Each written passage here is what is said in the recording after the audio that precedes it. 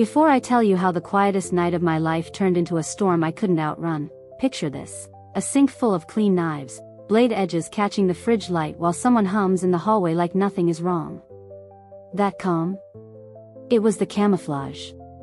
My name is Maya, and I wish I could say this is someone else's mess, but it's mine. I live in a Portland walk-up over a nail salon, the kind of place where you smell acetone in the stairwell and hear the bus brakes sigh like an old man. Evan and I painted the kitchen sage green because a YouTube video said it would calm us down. It worked for a while. Then, something shifted, the way rain starts as a mist and you don't notice your hair getting wet until it clings to your neck. Evan used to talk with his hands, big arcs through the air when he was excited about a new client or a dumb video he'd found. Lately, his hands were busy with the phone.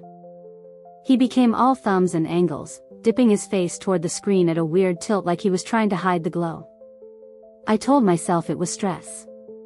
People are exhausted, the economy is weird, whatever. But the air in our apartment changed, too, thicker, like steam you can't see.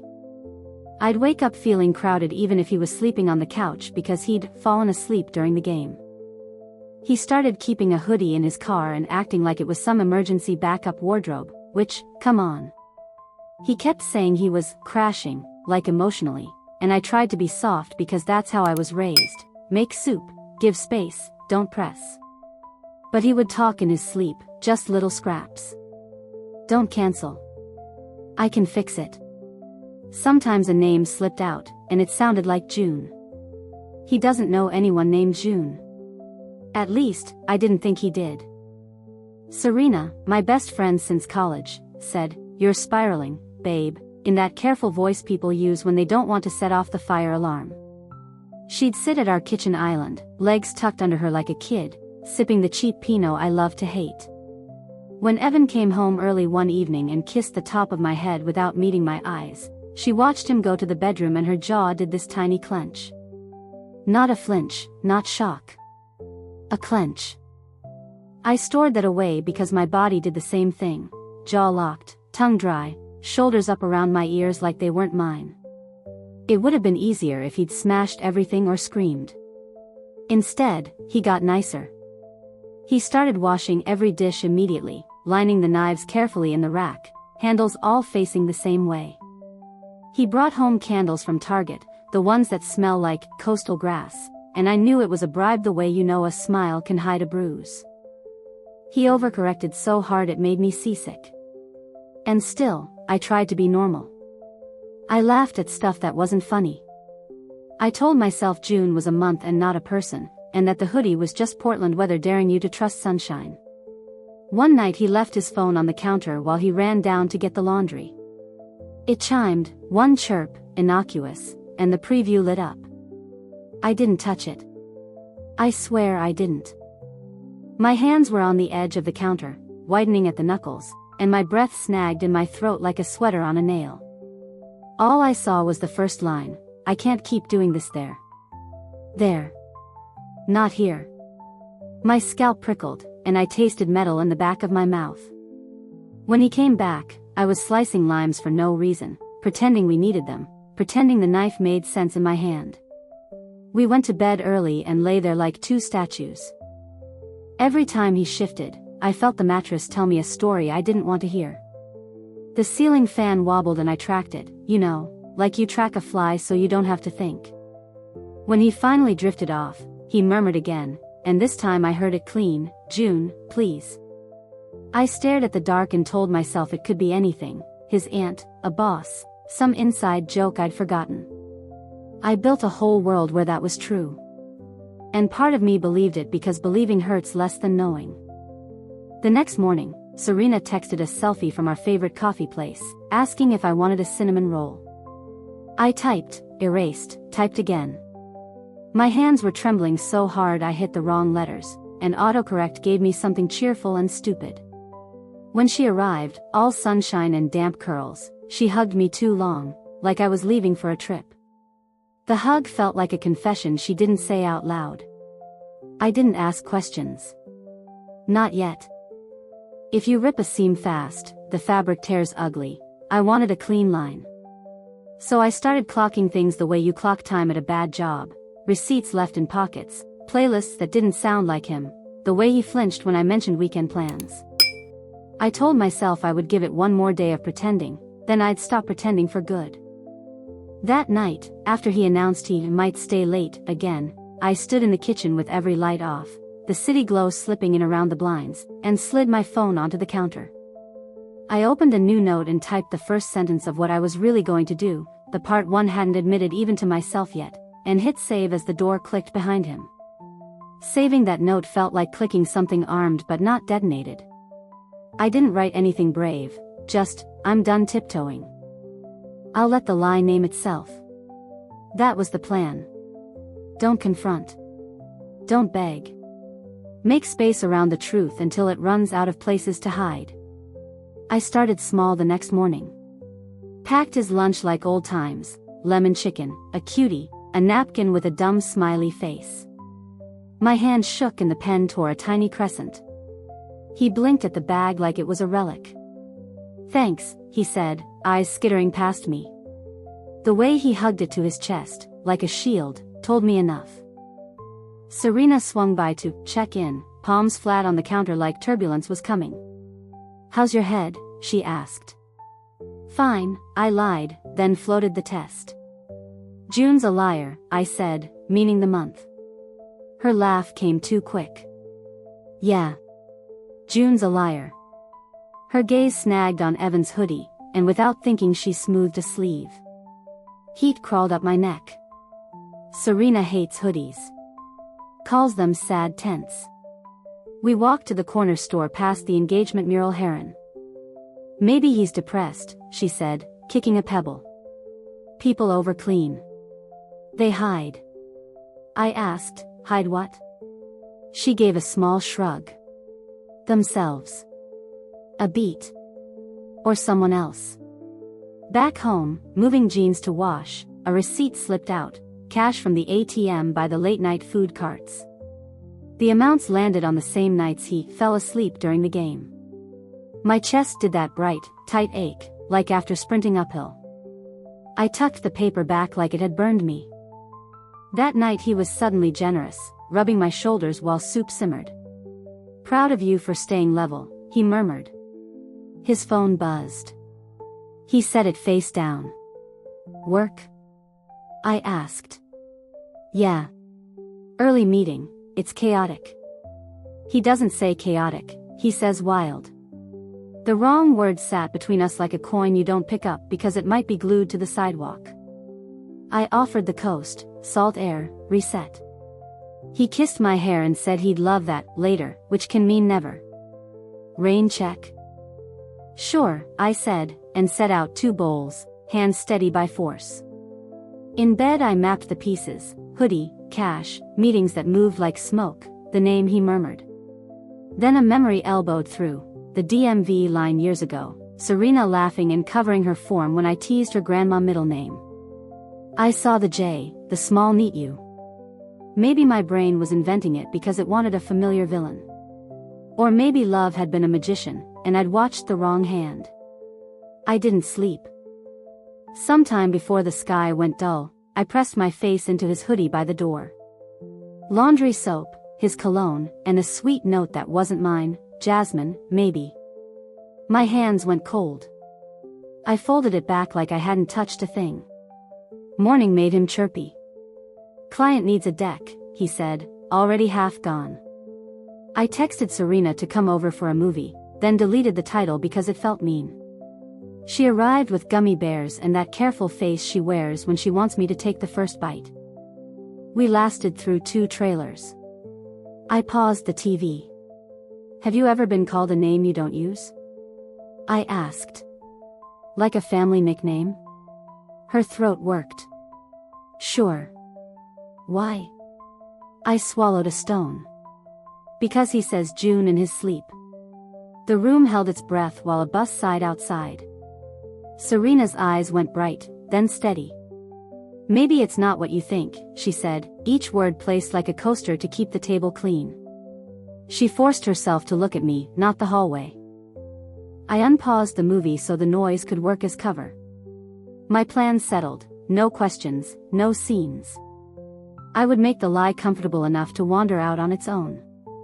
I needed one thing, to hear the hum straight from the source. I palmed my phone, breathed until the shake softened, and opened the place where his truth liked to sing the loudest. Messages are loud, sure, but pictures have this way of breathing in your hand. I didn't go digging through accounts or anything. I went simple. I reached for the hoodie by the door, the one he kept, just in case, and my fingers slid into the kangaroo pocket. My nails scraped paper. I froze like the fabric might bite me. I eased out a strip of photo booth shots, 3 frames, glossy, bent at one corner like it had been worried by a thumb. In the first frame, it's just Evan's jaw and someone's hair against his shoulder, dark and messy, the kind that holds the scent of night. The second frame caught more, a slender wrist across his chest with a tiny silver heron charm glinting, the beak pointed like it might peck the skin. In the last frame, his smile is soft and private, the smile he keeps for after laughs, and a mouth brushes his cheek.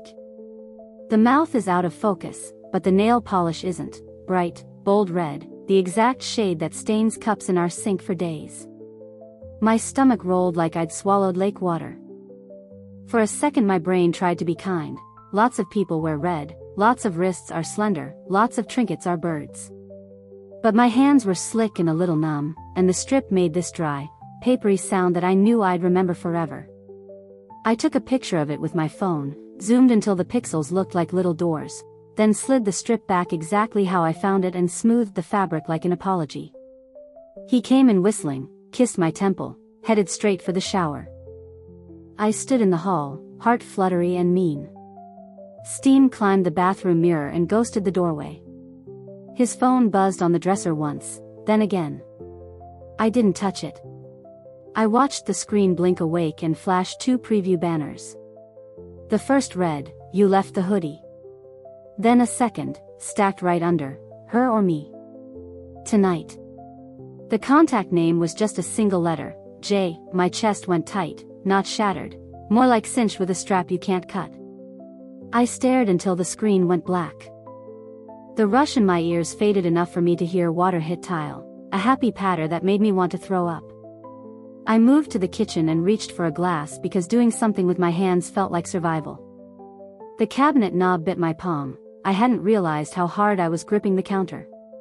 When he came out, damp and loose, he padded past the dresser and didn't even glance at the phone. "You okay?" he asked, toweling his hair. My mouth did a weird half-smile all on its own. "Yeah," I said, voice steady like I was reading off a grocery list. He left a little while later to swing by a client. I wiped the kitchen island even though it was clean. The sponge squeaked and I startled, ridiculous. Serena texted, "You around?" I stared at her name like it might rearrange into something else. I typed yes and deleted it. Then I typed come by. She sent a heart, then nothing. My mind kept looping the red nails, the charm, the letter. J could be anything. June. Jill. A whole alphabet worth of other people. The heron though. Our street mural is a heron, the one we passed to the bodega. The charm looked small and cheap, the kind you'd buy on a whim and then forget you were still wearing. I told myself that meant nothing. People like birds. People like red. When Serena knocked, I felt my face go warm like I'd been caught under a heat lamp. She stepped in with a paper bag and a joke about my door being stubborn. Her eyes traced my face, then the hoodie by the door, and she did that smoothing thing again, one absent swipe down the sleeve, like petting an animal that isn't there. "Movie?" she asked. I could do light and dumb. I nodded, then said, "Actually, can we just sit?" My voice sounded normal and that scared me more than anything. We sat shoulder to shoulder at the island. I wanted to ask if she owned any bird charms. I wanted to say, "Show me your hands." Instead, I slid my fingers along the fake wood grain and said, "Do you ever feel like the room is lying to you?" She exhaled like she'd been holding air too long. "All the time," she said. Then she blinked hard and changed the subject to candles and how Target got the scents wrong again this season. He texted while she was talking, "Can we rain check dinner? Might be late." I watched the words appear like they were writing themselves on my skin. Serena glanced at my phone, then away. Her jaw did that little clench. The body keeps records when the mouth refuses. I walked her to the door later and hugged too long. I felt her ribs shift under my arms. She smelled like jasmine. After she left, I stood in the doorway and let the hallway buzz wash over me. I didn't cry. I lined up the knives the way he liked them, handles neat, blades turned, and set my phone beside the cutting board like a witness. Then I typed a message to both of them, 2 separate threads, the exact same words, "Swing by later? I need help choosing what to wear for the coast." I hit send before my nerves could argue and felt the whole apartment tilt toward whatever would answer first. Both answered, but not the same way. Evan sent a thumbs up and a soft, "Later, promise." Jay wrote, "Be there." No emoji. 2 flat words that landed like a coin in a jar. I set the phone face down and opened my closet like a stage door. I lined options on the bed, the blue dress Evan likes because it photographs honest, and the vintage red skirt Serena found at a flea market. My hands wouldn't stop buzzing. I smoothed fabric so the scene looked like a normal mess. The mirror showed a version of me blinking too slow, like a bad connection. The apartment sounded crowded even though I was alone. Pipes muttered. The bus sighed outside. I paced until my arches burned, then sat with palms flat on my knees. Breathe in, count. Breathe out, count. I wasn't here to catch them, I was here to see who they chose to be. The first knock was quick and light. Serena, cheeks pink from the climb, held a travel mug like a hall pass. "Fashion consult?" she asked, trying for breezy. Her eyes did a fast inventory, bed, dresses, counter, knives. "God, I love the blue on you." "Help me pick," I said. My mouth was dry enough that the words came out papery. We stood hip to hip facing the mirror, 2 women practicing normal. She talked hems and sandals. I nodded and hummed. Every few minutes she swallowed hard. I asked nothing. I watched her watching me. She flopped on the bed and made an exaggerated sigh. "We could go even if he flakes," she offered, light but loaded. I rolled the idea in my mouth like a cough drop. "Maybe," I said.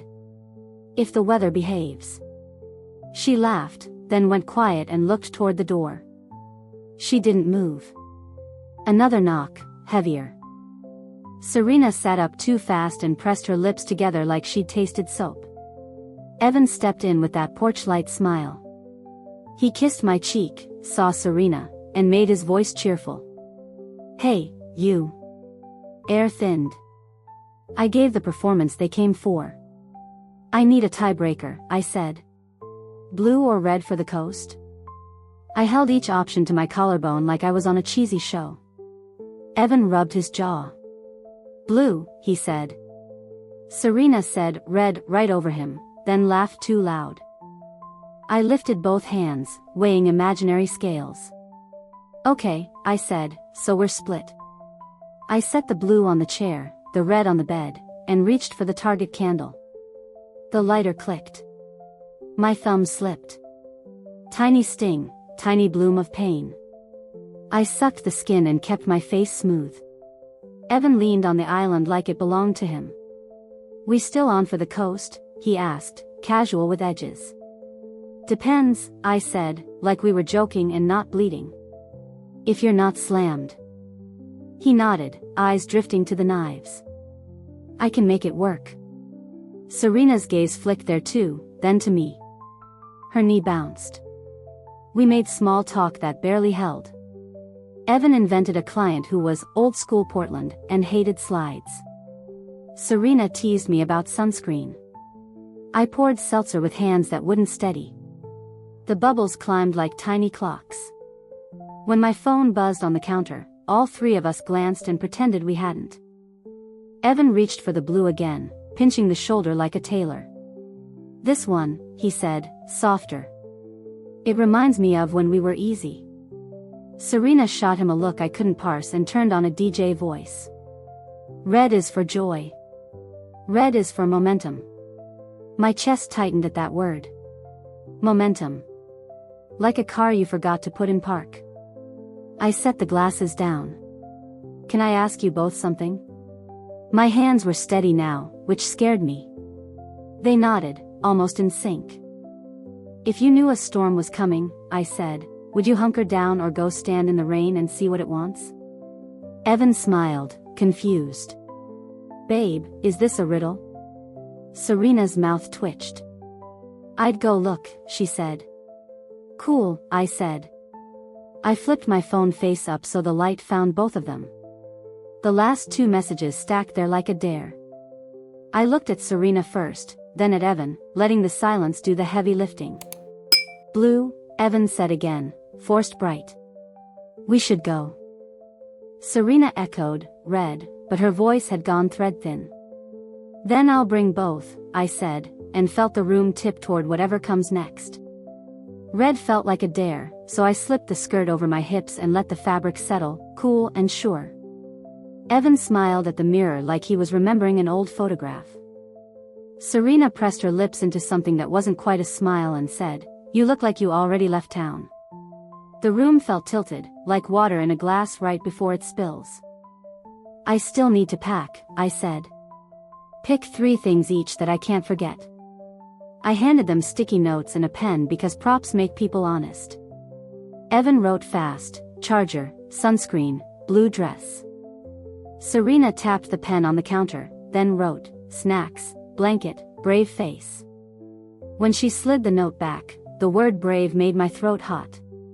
Playlist? I asked. "You 2 pick the first hour." Evan said, "Old indie, windows down." Serena said, "Old indie, windows down," at the same time, and they laughed like twins caught sharing a brain. I laughed too, but my palms went damp. I could feel my pulse behind my knees. I opened the hall closet and dragged out the weekender bag. "Hey, Ev, grab your hoodie." I kept my tone neutral. "The gray one." He looked at the door hook, then at me. "It's right there." I nodded. "The other gray one," I said, soft as a napkin. His breath hitched. Serena's knee started its nervous bounce under the island. He moved to the hook and smoothed the fabric like he loved it. "This one's fine," he said. I let it pass. I wasn't here to wrestle, I was here to let the room name itself. We kept staging normal. Serena folded the blanket into a tight cube that wouldn't actually fit any bag, because perfection is a stall. Evan fussed with the knives, then caught himself and stuffed his hands in his pockets. The candle sputtered once, that tiny, hopeful noise. I let silence stretch until it hummed. "Okay," I said finally, cheerful, "Coast is a 2-person job." "Surprise, I want both of you with me." My voice didn't shake. Evan looked at Serena, quick as a blink. Serena looked at the window, like there might be an exit hidden in the glass. "I can't," she said, then softer, "work thing." Evan cleared his throat. "Client meeting," he echoed, like he was practicing a line. Their eyes didn't meet mine. "Rain checked again," I said lightly. "Got it." I zipped the bag and felt the teeth vibrate through my fingers. "Then help me with one last thing." I lifted the red and the blue together, fabric flowing like 2 currents. "Close your eyes and point." They closed their eyes. I watched their hands rise the same way, hesitate the same beat, then divide, Serena toward red, Evan toward blue. When they opened their eyes, the divide was still there between us, bright as tape on a stage. I took the blue off the chair and laid it gentle on the bed.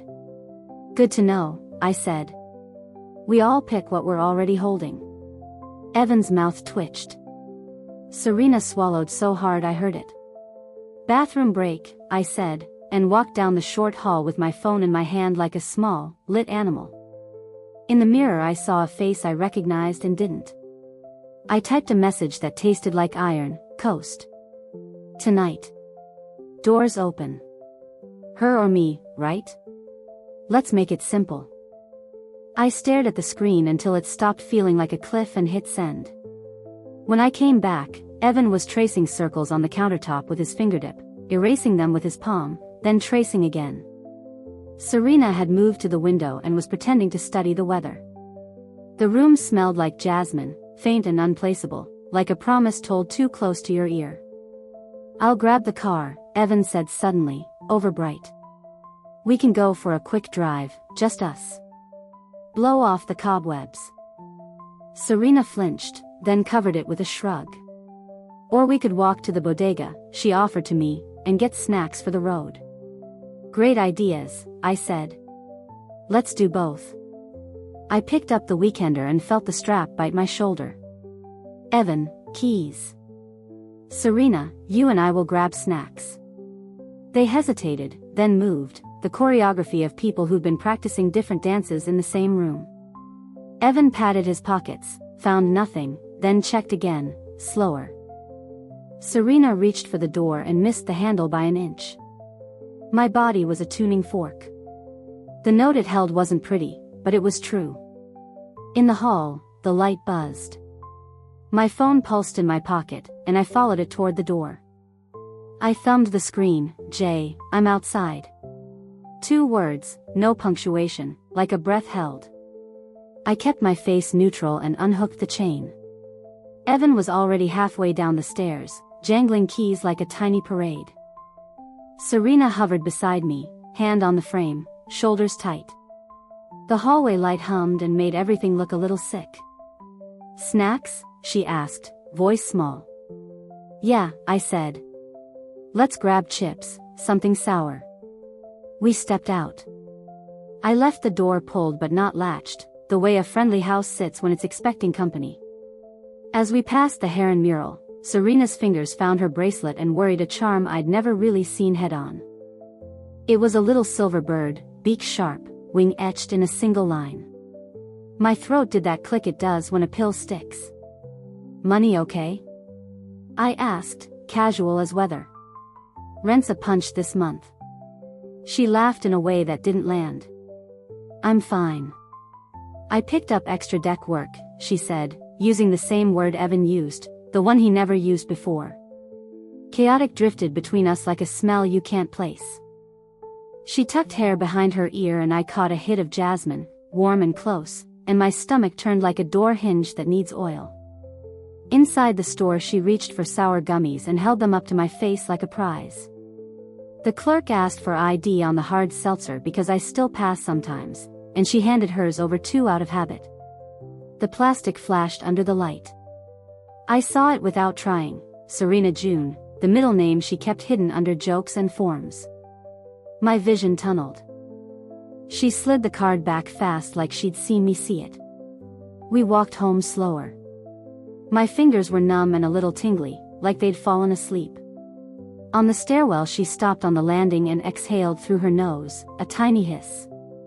Maya, she started, then bailed on whatever sentence wanted to live. Forget it. The bag crinkled in my hand. I could smell the lime salt through the plastic. I pushed our door with my hip. It opened on the first try. The apartment was quiet in that fake way, like a stage before the actor walks out. A draft stirred the candle and the flame leaned toward the knives. I set the snacks down and felt the counter under my palms, cool and steady. Serena stayed by the door, one hand in her pocket, the other ghosting the charm. My phone buzzed again. Jay, door? I typed back, open. Serena's phone buzzed at the same time, a twin little insect sound. She didn't look at it. Her jaw tightened and then she made it relax, like an actor remembering a note. Evan texted too, in the lot. 10 minutes. His messages always had timestamps I avoided. I didn't want numbers in my head. I typed back, grab gas, then come up. I was buying time without naming it. I'm gonna change, I said. Help me with the zipper. I turned, lifted my hair.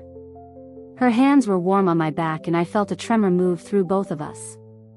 "You okay?" she asked, barely there. "Yeah," I said, and meant the opposite. When the zipper slid, it made that tiny metal purr that sounds like yes. I faced her.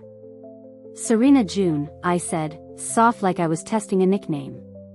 She flinched so small I might have missed it if I didn't know her bones. Her eyes searched mine for a door that wasn't there. "We're fine," she said. "We are so fine." Sweat prickled at my hairline.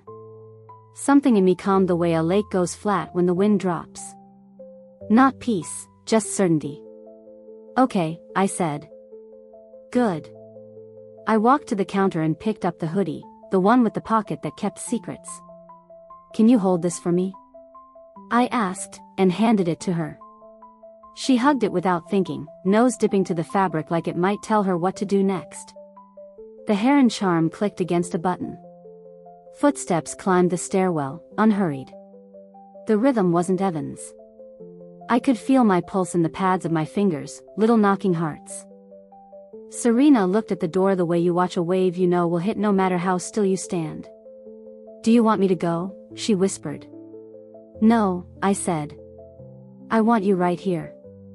There was a knock that made my shoulders press together. I didn't move. I let the silence thicken. "Come in," I said.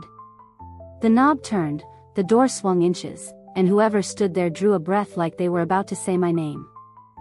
She pushed the door the rest of the way and stepped in, compact, wind-chapped, a denim jacket and a mouth that looked tired of swallowing words. Red polish, but a different shade, deeper, almost brown in this light. She said my name like she wasn't sure if it would bruise. "Maya?" "Yeah," I answered, steady enough to scare myself. Serena stood a foot behind me, hoodie clutched to her chest, eyes doing that panicked scan for a normal moment to hide in. The candle hissed and then behaved. Jay hovered by the threshold. "You said the door was open." Not a question. I nodded and gestured at the island like we were having cake. "Thanks for coming." I could hear my pulse in my ears, a soft helicopter. "Water? Seltzer?" "Seltzer," she said, and I caught the hint of cigarettes and dryer sheets, not jasmine, not the smell that had been haunting my kitchen. She slid onto the stool and hooked a boot rung with her heel. Her hand shook when she tucked hair behind her ear, and the shake traveled into me like a shared wire. Serena didn't sit. She timed her breath to mine like she was trying to keep a candle from going out. "Hi," she said to Jay, too bright. Jay nodded, eyes grazing Serena's bracelet and then away. No flicker of recognition, no twitch that said they'd been in the same dark on purpose. My stomach flipped anyway. "You're Jay," I said, keeping my voice gentle, like I was checking a wound. "He calls you Jay." Her mouth worked once before it found words. "I have a name," she said, and then softened. "June." The room tilted a degree, Serena's fingers pinched the charm so hard the chain squeaked. June took the glass with both hands. "He told me we were leaving town," she said, eyes landing on the weekender by the door. "He said he'd pick me up and we'd..." She stopped, bit the word in half. I sent that text because I couldn't keep being someone he visited like a storage unit. Her or me. I meant it. I slid a coaster under her glass because my body needed tasks. "He's getting gas," I said. "He'll be here." My mouth was dry enough I could feel my tongue stick to the roof. The knives caught the fridge light, polite and quiet. June tried for a smile that couldn't stand. "He said the money thing would settle this week," she murmured, more to the counter than to me. "That he'd help me out of a hole, and then we'd make everything clean." She dragged a palm over the laminate like it could erase her sentence. A flicker, the late-night ATMs, the cash that kept matching his disappearing acts. My shoulders prickled under my shirt. Serena shifted, a careful inch. "You don't have to be here for this," she told June, soft but firm, like she was offering a mercy shot. June looked up, surprised. "And you are?" she asked. Serena's throat worked. A friend, she said, which was true enough to cut. I wanted you both here, I heard myself say, and it wasn't a performance anymore. Because I'm done with shadows arguing with each other. If he's going to choose, he can do it with all of us breathing the same air. My hands flattened on the countertop. They were steady now. The steadiness felt expensive. June studied me, then Serena, then the bag by the door like it might contain the answer. For what it's worth, she said, he told me you were distant. That you wanted different things. The words landed like little stones. He said you'd thank him later. I swallowed the first sound that tried to jump out of me and felt it burn a trail down my throat. Serena took one step toward me and stopped when she saw my face. Maya, she said, and my name came out like a bruise pressed by accident. If you want me to leave, I will. Her voice shook and then she shoved it still. The charm flashed once at her wrist, a tiny bird stabbing the air. I want you to stay, I said, and it was the truth's cleanest edge. I want the whole picture in one room. June's breath came rougher now. She set the glass down and I saw the print of her fingers on the condensation, for clean ovals like a small map.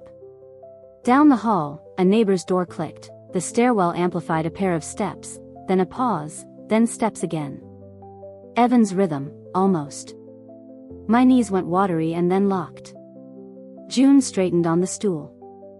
Serena's hands disappeared into the hoodie pocket like she was anchoring herself to anything solid. I'm not here to scream, I told them, and felt the tremor in my calves drain away. I just want to understand the story I'm standing in so I can decide how I end it.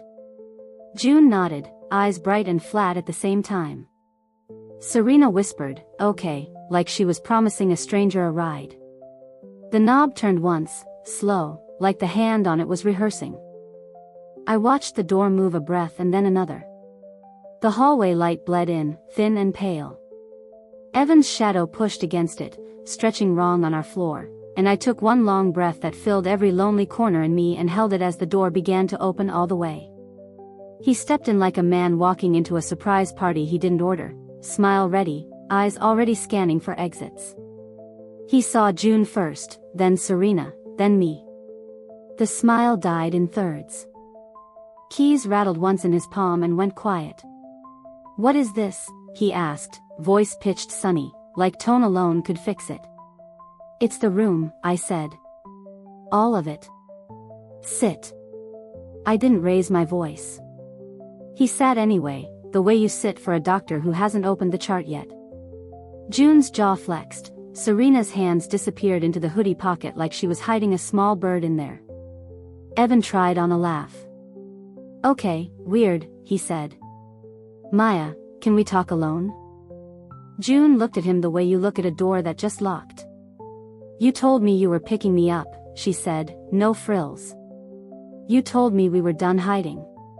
His face flickered, shock, then strategy. June, right? I don't know what you think I said. Don't. My voice cut cleaner than I meant. It made the candle flame lean. We're not playing fog tonight. He reached for my hand and found the counter instead. Babe, you've been distant. I was trying to. I watched him choose a verb. Bridge things. His eyes slid to Serena for help, and that slip was its own confession. Serena blinked like a flash went off. Evan, she said quietly, warning tucked in the syllables. June straightened on the stool. Her or me, she repeated. You answered that text. You said me like you meant it. Evan's mouth opened, closed. You're putting words in. You used chaotic in a sentence this week and you never have, I said, steady. You started washing knives like they were apology notes. You kept a hoodie that smells like someone else. You call her Jay in your phone, but you say June in your sleep. And Serena, your hands smell like my soap and jasmine that isn't mine. Silence stiffened. Serena's eyes shone but didn't spill. Maya, she whispered, and my name cracked in the middle. Please. Her thumb worried the charm until the chain dug a tiny half-moon into her skin. Evan shoved to standing, palms out. "All right, enough," he said, voice a size too large. I messed up. I was helping. June has been in a rough spot. I lent cash. That's it. June's laugh broke like a twig. "You don't kiss people you're helping in photo booths," she said. He flinched so small I almost missed it. "I didn't pull out the photo. I didn't need to." "Who wore the heron?" I asked, soft. His gaze jerked to Serena's wrist like a magnet finding the only metal in the room. June noticed the movement and went very still. Serena's breath stuttered. "This is going to sound," she swallowed. "He said it was a one-time lapse. That he felt invisible in your apartment. That I was a fix, not a future." I believed him because it was easier than believing I'd blown up my own life for nothing. Shame crawled up her throat and colored her cheeks. She didn't look at me. "I told myself I was protecting you by staying close." June's chair screeched back. "So which is it?" she fired at Evan. "The emergency you fund, or the best friend you borrow?" He sagged, then gathered himself like a man stacking boxes in a flood. "It doesn't matter what I did," he said, wild-eyed. "What matters is us, babe. Maya, I want." "Don't say us like it's still a single thing." My hands were flat on the counter. I watched my knuckles go pale and let them. "You wanted a maze. I'm laying it flat." He looked at the bag by the door, at the red skirt hugging my hips, at the blue dress folded like a flag. "We can still go," he said, desperate now. "Get out of here. Start fresh on the drive." June shook her head, a small, final move. Serena finally met my eyes and didn't blink. I turned to June first. "You don't owe me anything," I said. "But you owe yourself clean air. If he promised you rescue, know this, he offered the same rope to someone standing in my kitchen." June's mouth trembled, then set. She nodded without looking at him. I faced Serena. My ribs felt like book spines, each breath was a page turning. "You were supposed to be my home court," I said, voice quiet enough that the refrigerator hum almost covered it. "You stood in my kitchen and watched me doubt myself and chose the smallest room in the world anyway." Her face crumpled and then held. "I was lonely," she said, a raw thread of sound. "I told myself you had him, and I had nothing." She touched the charm like it could vote for her. "I'm sorry isn't big enough." Evan reached again, pleading baked into the gesture. "Say what you need, I'll fix it." My jaw locked so hard my ears pinged. "You can't fix a map by moving towns," I said. "You stop lying, or you leave." He stared at the knives, then at the door, then at the three of us lined up like a mirror he couldn't break. Something in his face collapsed with a quiet, ugly grace. "Okay," he said. "Okay." He took a breath that sounded like defeat and reached into his pocket, not for keys, but for his phone. "Good," I said. "Because now we're going to make a different kind of plan." I slid the weekender closer with one finger and felt the room lean toward whatever the next minute would demand of us, the coastline of it already forming under the skin of the air. "Different plan," I said, and the words sat there like something heavy and fair. No more three versions. One story, out loud. Evan nodded too fast, then tried to find my hand again and met the counter instead. June watched him like she was clocking wind shifts on a pier. Serena stood near the door with the hoodie in her arms, chin tucked like she was bracing without making it obvious. "Phone on the island," I said. He placed it face up like a little animal. "Open messages."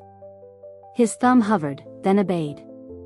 I felt sweat pool at the base of my neck and creep under my collar. "To who?" he asked, small. "To both of us," I said. "And anyone else you've been rehearsing for." His throat clicked. A beat.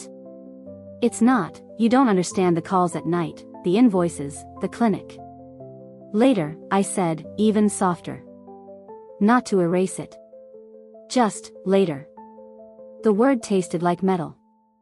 I wasn't going to let a reason dress up as a door. June leaned in, elbows on the island, eyes dry and firm.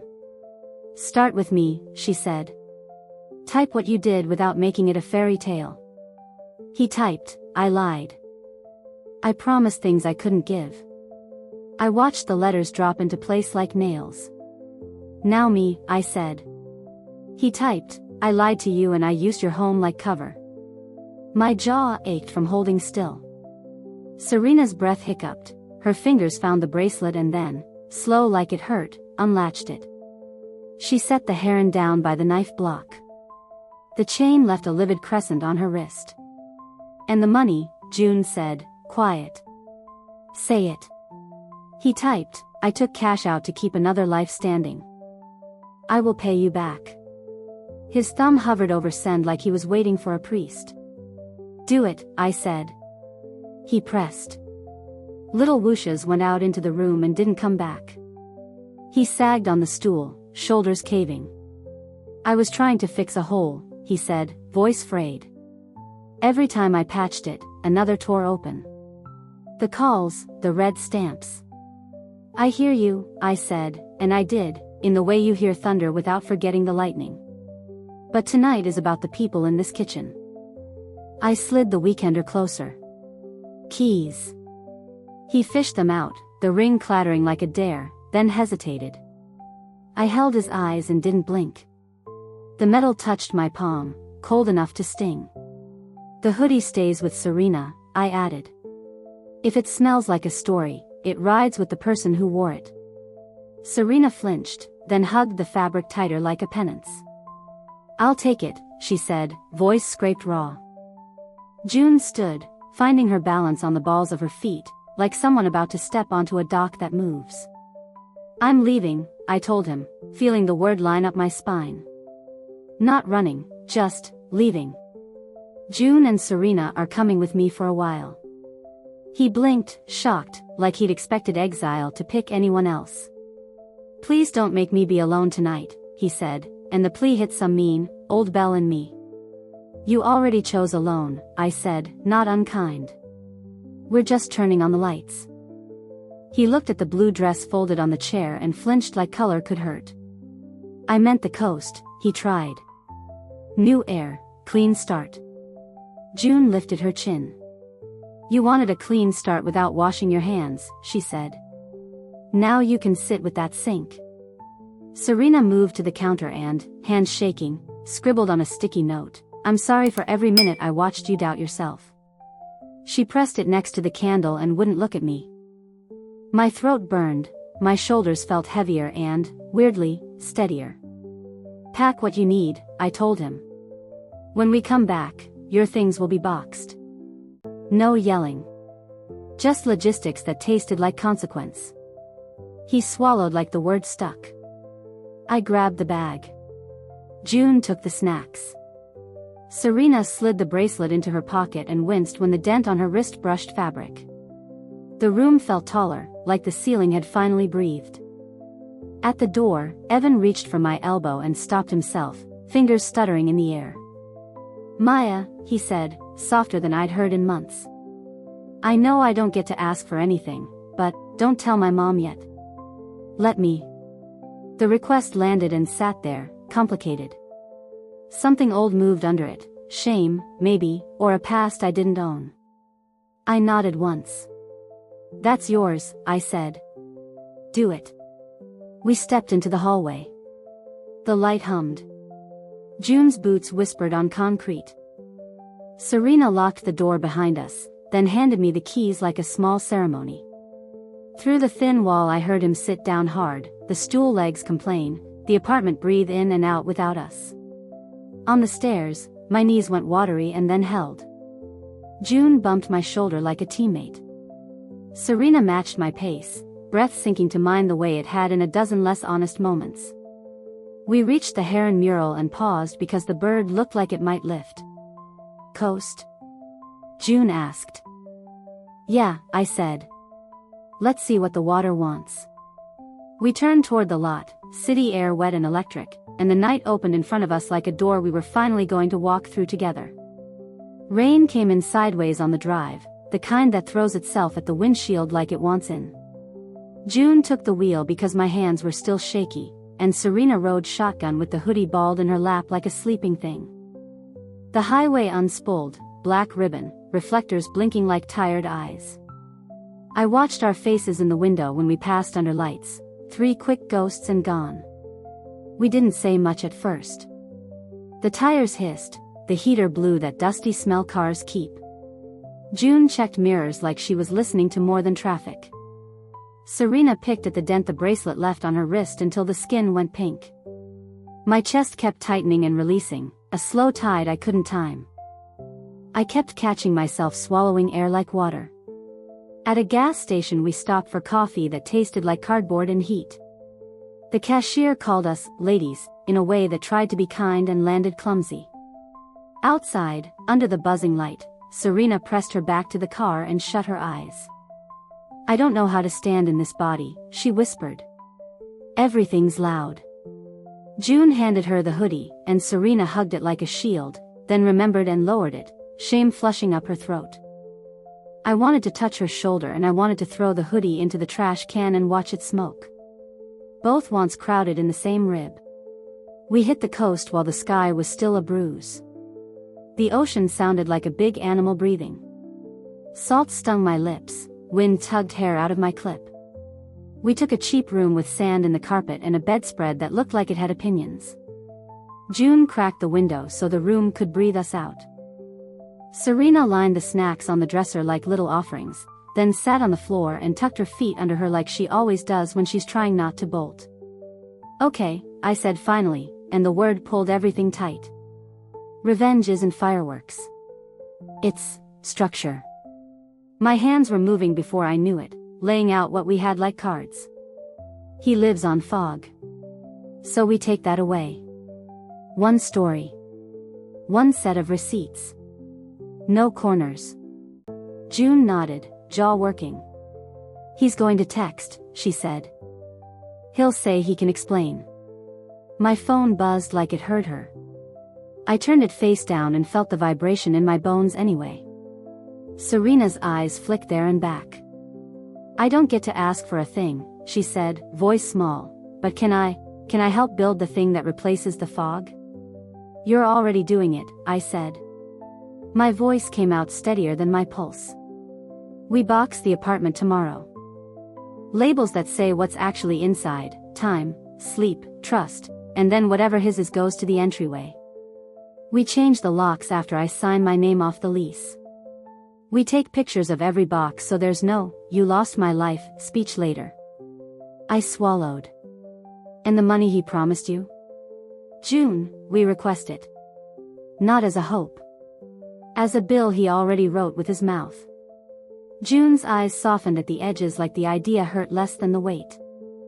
I hate needing it, she said, embarrassed heat in her cheeks. But I needed it before him, and I'll need it after.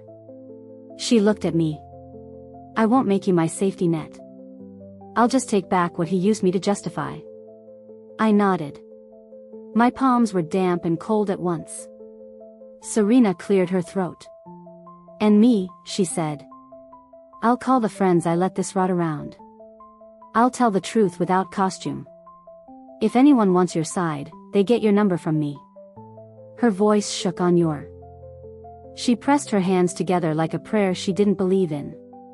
And the bracelet. I'll sell it and send the money to June until he pays. It's nothing, but it's not nothing. Wind rattled the window screen. Somewhere a door banged. The ocean kept being itself, enormous and busy, indifferent to our little committee.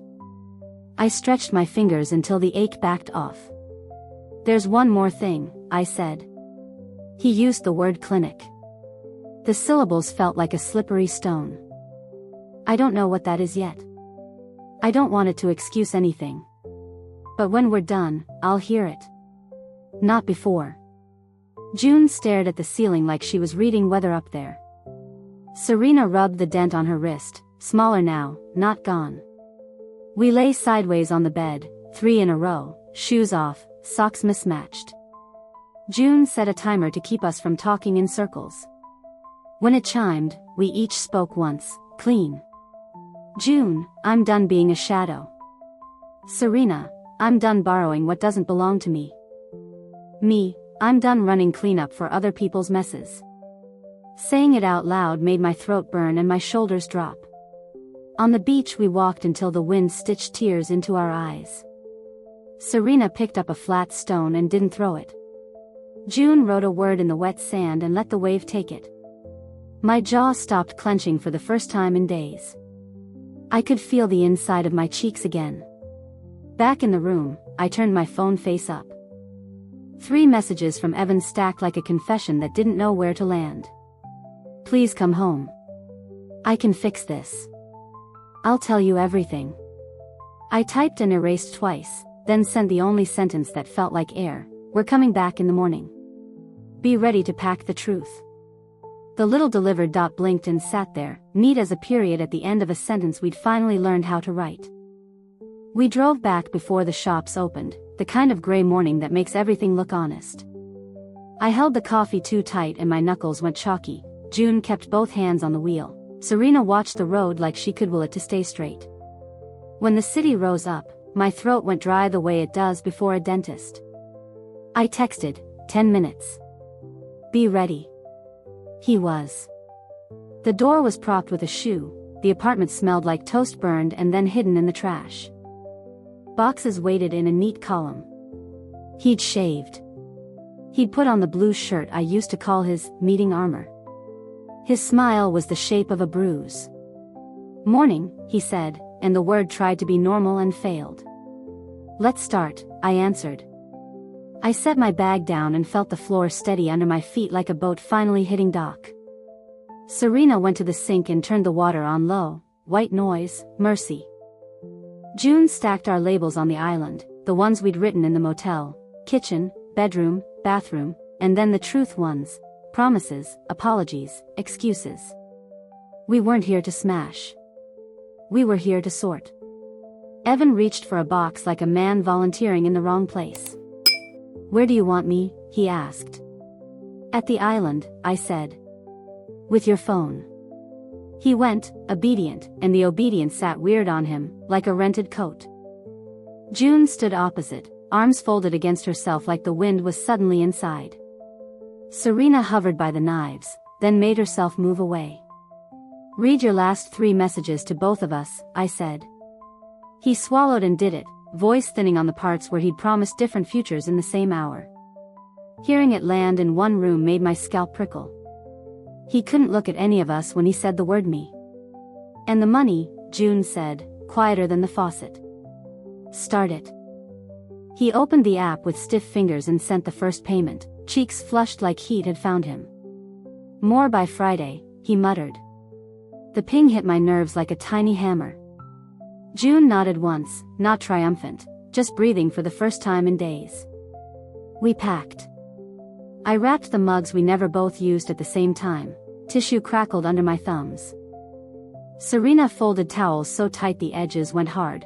She relabeled a box from bathroom to clean slate and then shook her head and changed it back.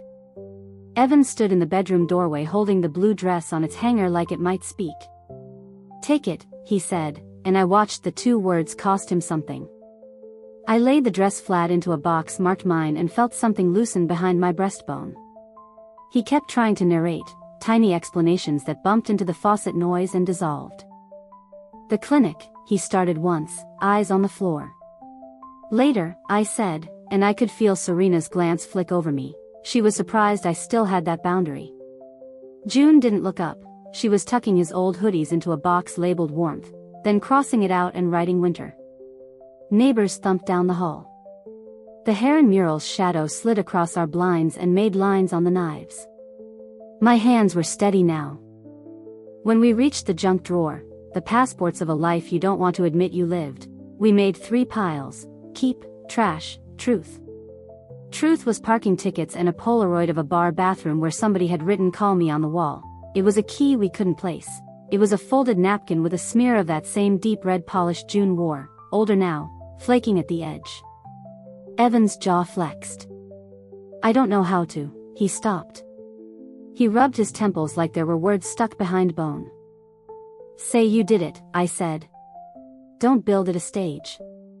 He nodded, eyes glassing. I did it, he said. The admission was small and plain and heavier than any box. Serena drifted to the window and called 2 people she'd let this rot around. She held the phone a few inches from her mouth so her breath wouldn't sound like crying. I was not a bystander, she said, and the sentence made my forearms go cold. If you need Maya's side, ask me for her number. She hung up and leaned her forehead briefly to the glass. When she turned back, her eyes were swollen but clear. She put the bracelet in a sandwich bag and pressed the seal like she was closing a wound. Pawn shop after, she said to June. June nodded and didn't look proud. By late morning the apartment was a grid. His life stacked by the door, mine by the kitchen, the middle lane for walking through without tripping. I left the candle on the counter, half burned, next to Serena's sticky note apology. I wanted it to stay and I wanted it to be the first thing he threw away. Both once lived fine together. Evan stood in the doorway like a kid being picked up after detention. Can I talk? He asked. Not to get you back. Just to put the clinic somewhere that isn't a weapon. The word clinic hit my sternum and echoed there. June's mouth tightened, Serena's fingers twitched toward mine and then tucked away. Not here, I said. Not with our boxes listening. He nodded, and that nod hurt more than any speech he could have tried. He slid his copy of the keys across the island. The metal made a small, awful music. We each picked up a box. The hallway smelled like someone's curry and new carpet. The heron waited at the bottom of the stairs, beak pointed at the street like a compass. June bumped my shoulder. Serena matched my step. Behind us, I heard him close the door, then open it a few inches like he might call my name. He didn't. The click of the lock was the last thing the apartment said to me before the 3 of us carried our lives out into a day that still had one more conversation waiting at the curb. At the curb, he was already there, hugging himself like the morning wind had teeth. He'd set 2 boxes by the steps and stood between them, like a referee no one asked for. When he saw us, his shoulders rounded in, smaller, not sorry, just tired. My mouth tasted like old coffee and swallowed arguments.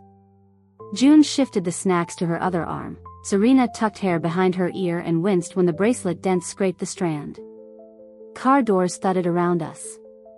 Someone upstairs dropped a pan. It all felt weirdly ordinary, like the moment before a fire drill that might not be a drill. Ground rules, I said. My breath puffed whitish in air that wasn't that cold. 1. No touching. 2. No fog.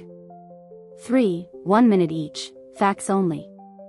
I'll call time.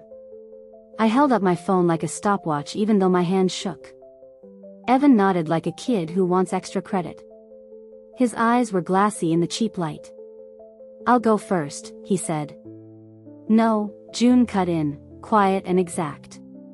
She goes first. I did. You set 2 tables and ate at both, I said. You promised rope to 2 drowning people and filmed yourself being generous. I'm not here to ask why yet. I'm here to make sure the next part has walls. He swallowed and rubbed a thumb along the edge of a box, nervous, almost tender. I deserve that, he said. And worse. He looked at June. I sent the first payment. June didn't smile. She gave a once nod like a door closing. Serena stood so still the hoodie slipped an inch and she caught it at her hip, fingers whitening. Your minute, I said. Evan breathed in like he was about to dive. The clinic, he started, and I felt my stomach pull tight. I won't pitch it as a pity thing. I just need you to know it exists. He stopped there, like he'd promised a headline with no article. Later, I said, and that word steadied me more than I wanted to admit. My turn, June said, stepping closer to the line in the concrete. I'm not your emergency anymore. You'll finish what you started sending, then you'll stop calling me anything, even my initial. If you backslide, I'll treat it like a bill, not a romance. Her voice didn't wobble. A gull screamed somewhere and it sounded like applause from a rude balcony. Me, Serena said, softer, hands visible, empty. I won't stay in a story where I'm the secret and the alibi. I'll tell the same sentence to everyone, even people who prefer the prettier version. She looked at me, then away. And for what I stole, I'll keep paying forward until the dent stops stinging. She pressed the sandwich bag with the bracelet against her chest like it might cool it. Evan wiped his face fast, palm to cheekbone, an old habit I knew from long fights we pretended were debates. I don't have a defense that isn't a backstory, he said. The clinic is part of it, and the calls, and this, he gestured at the boxes. But I hear you. Walls first. He glanced at me. I'll move out this week. I'll leave the couch. I'll stop bartering furniture for absolution, I said, gentle and sharp at once. You're moving because I asked and because we boxed your life. Not because couches have souls. My jaw clicked, I made it soften. Next step is simple. You write the same sentence to each of us. No poetry. You name what you did and what you're doing next. You send receipts without me begging. You tell your mother yourself, and you don't make me your spokesperson. Then, later, you can ask to share the clinic thing. Not before. He nodded, a small, human tilt. Okay. The word looked fragile leaving his mouth. He half reached for my wrist, remembered Rule 1, and curled his hand into a fist by his thigh. The restraint hurt worse than contact. We loaded the trunk. Boxes thumped like slow heartbeats. June's boot slipped, he steadied the cardboard, not her, which somehow felt right. Serena's breath turned thin at the edges. She blew it out through her nose the way I taught her during a time that feels like another apartment. My own palms were damp and cold, a weather system I couldn't name. Where will you go? He asked me, quiet. Serena's couch for now, I said. Then a sublet. Then not your problem. He flinched like I'd flicked his ear. I deserve that, he said again, and the repetition felt like a script he'd been given by a tired director. June opened the passenger door, then paused. One more thing, she said. You don't get to tell people I ruined your home. You did that before I knew your last name. She slid in and shut the door like punctuating a sentence. Serena hovered by me, not touching, but close enough I could feel the heat off her shoulder. My chest did that weird loosen twist thing grief likes. Evan took a slow step back from the curb. Later, then, he said, almost a question. Later, I answered. Not a mercy, just a placeholder. The heron on the wall threw its thin shadow across his face for a second and then let him go. We pulled away. In the rear view, he stayed small and still, a man without props. My phone buzzed in my pocket, one new message from a number I didn't recognize, a name I'd never seen, clinic in the preview and nothing else. I didn't open it. Not yet. I watched the streetlights slide over the windshield like lanes in a pool and told myself, out loud, so my mouth would learn it, structure first, story later. The next turn came up quick, and I took it without signaling, the car full of boxes and salt air and 3 hearts learning, in fits and starts, how to beat without lying. Serena's place smelled like lemon cleaner and takeout that never quite leaves. We squeezed the boxes into her living room, nudging a plant that had opinions and a lamp with a crooked neck. My shoulders ached like I'd been carrying somebody else's name. June put the snacks on the coffee table and lined them up in a neat row, because order felt like oxygen. Serena hovered, then blurted, you can have the bed. I'll take the couch. I shook my head.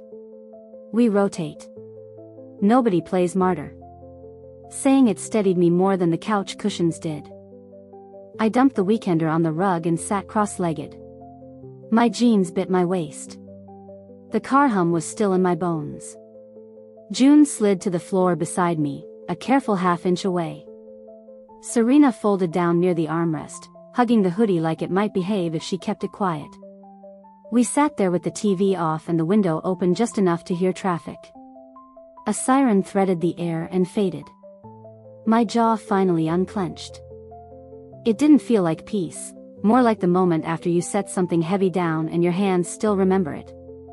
I made a list, Serena said, soft. She held up a torn envelope like a flag. People I need to call and tell the same sentence to. No edits. Her voice wobbled on the last word. June touched the corner of the paper with one fingertip. I'll go pawn the bracelet, she said. You don't have to watch. Serena shook her head. I'll watch. I want my eyes to burn on purpose. We went a little later when the sky was that flat light that makes everyone look honest. The clerk turned the heron charm over with bored fingers and named a number that stung. Serena nodded anyway, jaw set. On the sidewalk she transferred the money. June's phone pinged, and the sound landed like a tiny, reasonable bell. First receipt, June murmured. Not joy, just relief that finally had a place to sit. Back at the apartment, we started a dumb little note on Serena's fridge, fog ledger. Under it we wrote simple things because simple was the point. Sent first payment. Returned keys. Told 3 friends. It wasn't revenge fireworks. It was scaffolding. Every line I wrote made my chest feel less like a squeezed fist. Evan's text stacked while we worked. I sent the sentence. I called my mother. I'm moving stuff to storage. He typed like a man trying to build a bridge with string, but at least the direction was right. I didn't answer. Not because I wanted to be cruel, just because answering would put my feet on his side of the river again, and I was busy building mine. Food happened somehow, pizza on paper plates, too much red pepper, lots of napkins. Serena's hand shook when she reached for her slice, grease beaded on her knuckle like sweat. Say it, I told her. All of it. She swallowed. I miss how easy lying made me feel for 5 minutes, she said, shame flushing high. And I hate that I missed that. June took a breath and nodded like yeah, same shape, different room. I felt the want to hug her and the want to make her sleep on the floor wrestle in my chest. I set both wants down next to the ledger and didn't pick either. We boxed laughter in tiny doses, the kind that keeps you from drowning. June told a story about a seagull stealing someone's cigarette. Serena did a voice for the heron mural that was terrible and perfect. I caught my reflection in the TV, eyes puffy, mouth stubborn, and thought, I look like a person I'd believe. That counted. The unknown number buzzed again around the time the streetlights blinked. Same preview, clinic. My stomach pulled tight. I let it sit until my fingers stopped trying to open it by themselves. He put you as emergency contact, June said quietly, not asking. I nodded. Yeah. Serena looked at the phone like it might bite me. Do you want me to block it? She asked. Not yet, I said. We said later because we meant later. I don't break my own rules on the first night. We slept weird, me on the floor on couch cushions, June on the couch like a question mark, Serena in her bed with the door open.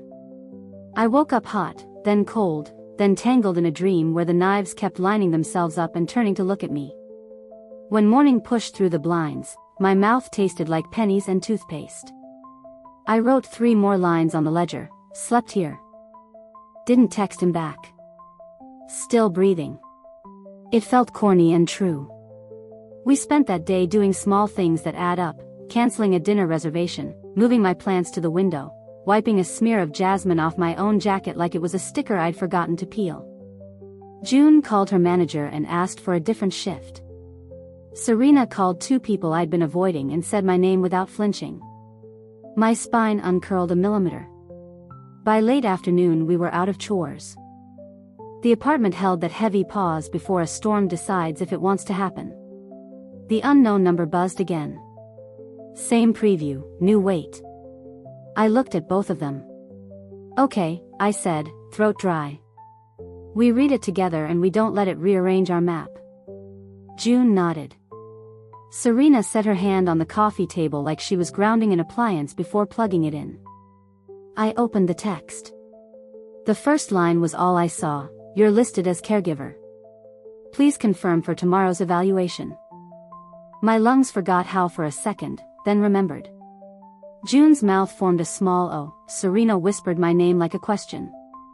I didn't scroll. I just locked the screen, set the phone face down, and felt the next minute step up to the door and knock. We just stared at the screen. Caregiver. The word sat there like a trap that already snapped.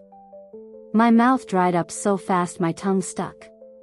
Serena whispered it once, like testing a bruise. June rubbed the couch seam until her nail whitened. I said later, I breathed, and later had clearly arrived. I didn't open the thread, I opened a new one. To Evan, the clinic is contacting me as caregiver. Change it. I'm not your cover. Do it now and tell me where you'll be for the evaluation. We'll hear it after. I sent it before my hands could argue. The room let out a breath. Serena dropped the hoodie, it thudded and stayed there. What if he ignores you? She asked. Then I call and say the truth, I said. No fog. Buzz. I flinched. Evan, I'll fix it. Please don't ignore this. It matters. Another buzz. I told them to list my mom. Thank you. I typed back, structure first, and put the phone face down like a hot plate. June pointed to the fridge. Ledger. I wrote, removed from caregiver role. The ink steadied something in me my ribs hadn't managed. Do we show up? Serena asked. To the evaluation. June met my eyes. Hearing isn't caretaking, she said. She was right. Old habit made me want to fix, newer muscle made me stay in my lane. We show up, I said. To keep the air honest. Sleep never came, it circled. By gray light we dressed like we were going to jury duty, quiet clothes, hair back, shoes that don't squeak. In the car Serena watched sidewalks glide by, voice small, I keep wanting Grace to be a coupon. June tightened her grip. Grace is just not lying, she said. Even when lying feels like a nap. The clinic sat over a pharmacy, tidy letters and peppermint air. We chose seats with a view of the door and each other. My knee bounced. Serena sandwiched her hands between her thighs. June watched the receptionist the way you read a tide chart, patient, practical. Evan showed late enough to make it a test. The blue shirt looked too loud on him. His eyes landed on us, then flinched away. You didn't have to come, he said. We came for the truth, I answered. Not for you. He swallowed and disappeared when they called his name. The TV in the corner did cartoons about coping. I tried not to hate the smiley clouds. Serena let her head rest on my shoulder for a beat, then remembered and apologized with her eyes. I let the almost touch exist without grating it. June returned from the water fountain with 3 paper cups. If this turns into a sob story, she said low, we hold the frame. No hiring. Minutes slid. The peppermint sharpened into metal. My jaw clicked and loosened and clicked again. He came back holding a clipboard like it might bite. He had that look, someone finally seeing the bill. He said, can we talk outside after I sign? The receptionist pretended not to hear, she'd seen this movie. Yes, I said. Parking lot. No chairs to confuse for home. Outside, the air tasted like rain and exhaust. Oil stains made maps at our feet. He stood with his arms at his sides like he'd forgotten what to do with them. For a breath I flashed on the kid from the street fair, trying to win me a prize. Then the present put its hand on my shoulder and pressed. Say it plain, I told him. No poetry, no inherited pain, no trading furniture for absolution. Facts, then what you'll do next. He looked at June, at Serena, at me. His mouth opened and shut. I watched the words gather like weather. My stomach dropped the way elevators do and bounced once. My palm found my knee and pressed until heat spread into my thigh. I asked them to switch the contact, he said first, small. You did, I said. That's housekeeping. Now the part that matters. June didn't blink. Serena's jaw trembled and held. He tried to smile like a man about to apologize. Well, I didn't give him a runway. You kept 2 tables going, I said. You offered rope to 2 people and called it rescue. You made my home a hiding place and Serena a secret you could bless yourself with later. If there's more, say it. But don't expect the frame to move. His shoulders sagged, something in his face finally stopped performing. He nodded once, like a boxer touching gloves. Okay, he said, thin and real. He looked at the oil map, then up. It started when he stopped. Swallowed. No, plain. I owe answers. You get them. You owe me nothing. Wind lifted a napkin across the lot and plastered it to a tire. My heart kicked hard against bone and then settled into a beat I recognized as mine. Good, I said. Now. He inhaled, long and shaky. His eyes didn't leave mine. I felt both braced and empty, like a doorframe after the door is gone. When he began, the sound of it shifted the air around my teeth, and I held the frame steady, ready to let the truth land without catching it, and ready to decide, right after, exactly how the last turn of my revenge would close. He exhaled, shoulders dropping. It wasn't an affair first, he said, then winced. No, that's a lie. It was a pattern before it was people. The machines in the bars, the little screens by the food carts. I started feeding them on the way home. I kept telling myself I was winning back time. He laughed once, empty. I was just melting it. The clinic? I asked. My tongue felt too big. He nodded. Behavioral. Gambling and lying, which show up holding hands. I kept cash because my bank app was a tattletale. I started dodging light. I met June when I was making myself into a ghost. She laughed at a dumb booth photo, and I thought, okay, I can be a person in this square. I told myself you were distant because it was easier than admitting I was disappearing myself. June's mouth flattened. Serena's fingers pressed lines into her palms. I felt heat move up my neck. He went on. Serena was. I don't get to name it pretty. I felt seen around her because she knew all the furniture in our life. I told myself I was borrowing a room, not stealing a house. I told June I could fix her rent because fixing things is how I learned love. His voice thinned. It doesn't excuse any of it. But that's the map I kept using. My knees tried to bend. I locked them and breathed out through my teeth. So you built storms to earn your own rescue, I said. He nodded once, eyes wet, not performative this time. I signed up, he added. Not because you're watching, because I'm tired of losing the door in my own head. June spoke, low. You don't owe me speeches. You owe me the payments you promised and the silence you never gave me. He met her eyes and didn't flinch. I'll pay.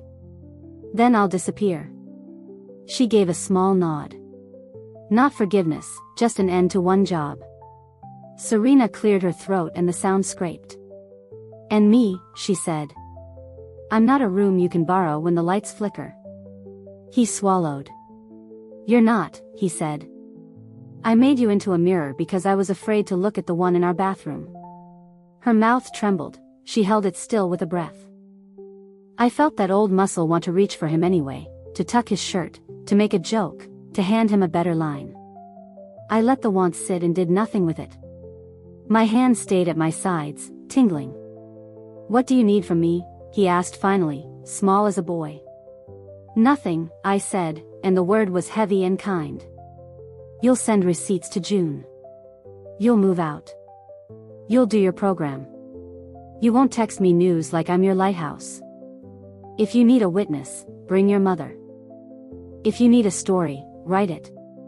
I'm not your stage. He nodded like a man learning a new language by mouthing shape before sound. Okay. We stood there a while. June touched my elbow, a question. Serena's breath sank to mine without meaning to. My chest hurt the way muscles do when they finally unclench. He whispered, "I loved you." It landed like a paper boat in a river that isn't taking passengers. I swallowed. "I loved the version of you that didn't need an audience," I said. "I hope you find him." My jaw loosened. The parking lot looked suddenly ordinary again. We left him there. He didn't follow. The clinic door side shut behind him like a curtain. In the car, none of us spoke. The silence wasn't empty. It was room. Back at Serena's, we added lines to the ledger, heard truth. Didn't fix it. Chose the door.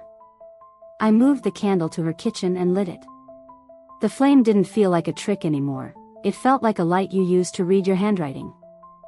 June opened the window. Serena leaned her forehead to the cool glass and let her shoulders drop. That night, I slept in the bed and didn't dream about knives. I dreamed about the heron lifting, workmanlike, wings beating the air into a path. In the morning I wrote the last line on the ledger and meant it, structure holds.